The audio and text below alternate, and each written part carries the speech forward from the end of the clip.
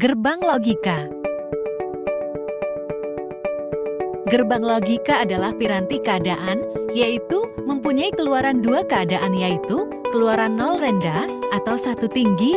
Gerbang logika dapat mempunyai beberapa masukan yang masing-masing mempunyai salah satu atau dari kedua keadaan logika, yaitu 0 atau 1.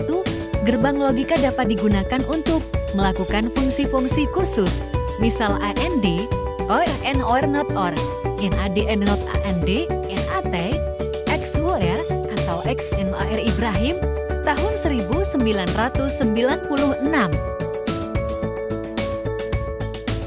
Gerbang logika OR. Gerbang logika OR dapat menerima 2 atau lebih input data dengan satu input. Operasi logika OR akan menghasilkan potensial output tinggi atau bernilai 1 jika salah satu dari input data berpotensial tinggi atau bernilai 1. Sebagai contoh, nilai output dinyatakan sebagai berikut, dengan simbol gerbang logika OR sebagai berikut. Ataupun dalam persamaan aljabar boolean dari gerbang logika OR dengan input 2 data dapat dilihat dalam tabel kebenaran berikut. Gerbang logika AND dapat menerima 2 atau lebih nilai input dengan satu output.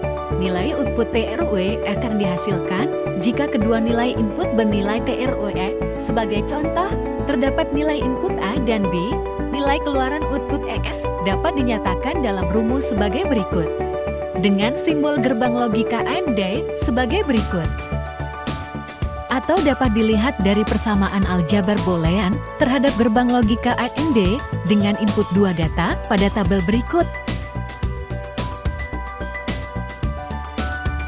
Gerbang logika NOT atau inverter merupakan gerbang yang hanya bisa menerima satu nilai input dan menghasilkan satu output dengan nilai berlawanan dari inputnya. Jika terdapat input data A memasuki gerbang NOT, akan dihasilkan nilai output yang merupakan kenalikan dari A. Sebagai contoh, jika nilai inputnya bernilai 0, hasil outputnya akan dibalikkan menjadi 1, dan sebaliknya dapat ditulis rumus sebagai berikut, dengan simbol gerbang logika AND sebagai berikut. Dengan tabel kebenaran dari gerbang logika NOT adalah sebagai berikut.